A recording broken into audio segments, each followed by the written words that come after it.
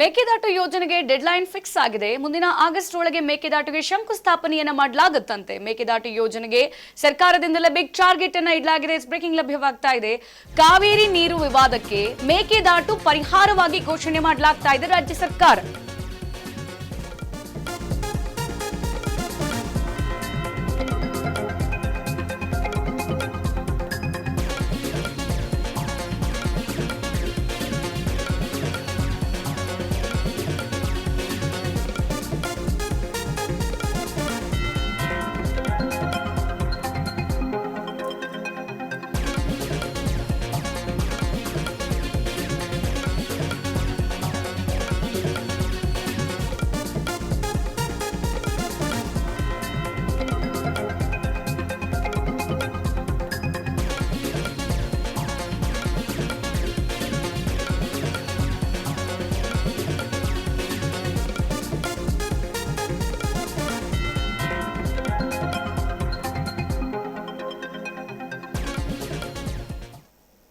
ನೋಡಿ, ಕರ್ನಾಟಕದಲ್ಲಿ ಬರದ ಕಾರ್ಮೋಡ ಏನಿವಾಗ ಸದ್ಯಕ್ಕೆ ನಾವು ಕಾಣಿಸ್ತಾ ಇದ್ವಿ. ಇದರ ಮಧ್ಯದಲ್ಲಿ KRS ನಲ್ಲಿ ನೀರಿಲ್ಲ, ಜಲಾಶಯದ ಮಟ್ಟ ಕಡಿಮೆ ಆಗಿದೆ. ಮತ್ತೊಂದು ಕಡೆಗೆ ಈಗ ಸುಪ್ರೀಂ ಕೋರ್ಟ್ ಆದೇಶ ಬಂದಿದೆ, ತಮಿಳುನಾಡಿಗೆ ನೀರು ಹರಿಸಲೇಬೇಕು ಅಂತ ಹೇಳಿ. ಅದರ ಪ್ರಕಾರ ಪ್ರತಿದಿನ 3,500 ಕ್ಯೂಸೆಕ್ ನೀರು 15 ದಿನ ಹರಿಸಲೇಬೇಕು ಅನ್ನೋಂಥದ್ದನ್ನ ಯಾರಿಂದಲೂ ಕೂಡ ಸ್ಟಾಪ್ ಮಾಡೋದಕ್ಕೆ ಆಗ್ತಾ ಇಲ್ಲ.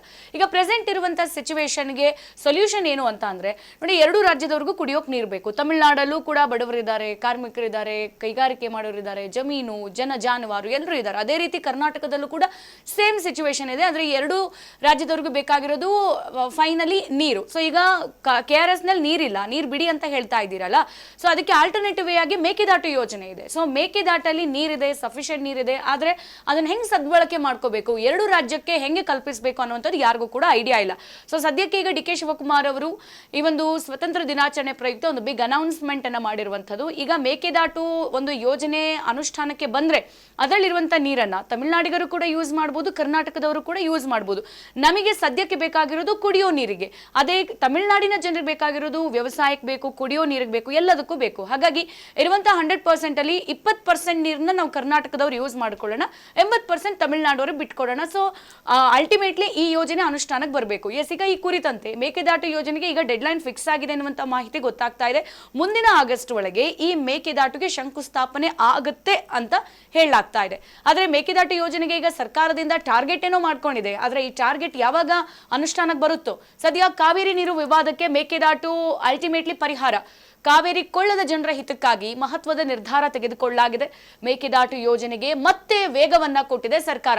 ಇದೇ DK ಶಿವಕುಮಾರ್ ಅವರು ಮೇಕೆದಾಟು ಯೋಜನೆಯನ್ನ ಅನುಷ್ಠಾನಕ್ಕೆ ತರಬೇಕು, ಮೇಕೆದಾಟು ಯೋಜನೆ ಬೇಕೇ ಬೇಕು ಅಂತ ಹೇಳಿ 100 ಕಿಲೋಮೀಟರ್ ಪಾದಯಾತ್ರೆಯನ್ನ ಮಾಡಿ ಈ ಒಂದು ಮೇಕೆದಾಟು ಅನ್ನುವಂಥದ್ದು ಅಲ್ಲೂ ನೀರಿದೆ, ಅದನ್ನು ಸದ್ಬಳಕೆ ಮಾಡ್ಕೊಳ್ಳೋಣ ಅನ್ನುವಂಥದ್ದನ್ನ ಆ ಸಂದರ್ಭದಲ್ಲಿ BJP ಸರ್ಕಾರ ಇದ್ದಂತ ಸಂದರ್ಭದಲ್ಲಿ ಕೇಂದ್ರ ಸರ್ಕಾರಕ್ಕೂ ಬಿಸಿ ಮುಟ್ಟಿಸಿದ್ರು. ಈಗ DK ಶಿವಕುಮಾರ್ ಅವರೇ ಮುಖ್ಯಮಂತ್ರಿ ಆಗಿರೋದ್ರಿಂದ, ಇದೇ ಸಂದರ್ಭದಲ್ಲಿ ಬರಗಾಲ ಆವರಿಸಿರೋದ್ರಿಂದ ನೀರು ಎರಡು ರಾಜ್ಯಕ್ಕೂ ಬಹಳ ಅವಶ್ಯಕತೆ ಇದೆ. ಹಾಗಾಗಿ ಮೇಕೆದಾಟು ಯೋಜನೆಯನ್ನ ನುಡಿದಂತೆ ಮತ್ತೆ ಈಗ ನಾವು ಅದನ್ನ ಯೋಜನೆಗೆ ತರ್ತೀವಿ ಅಂತ ಹೇಳಿ ಮಾತು ಕೊಟ್ಟಿದ್ದಾರೆ. ಸದ್ಯ ಮುಂದಿನ ಆಗಸ್ಟ್ ಒಳಗೆ ಶಂಕುಸ್ಥಾಪನೆಗೆ ಸಿದ್ಧತೆಯನ್ನು ಕೂಡ ಮಾಡಿಕೊಳ್ಳಲಾಗುತ್ತಂತೆ.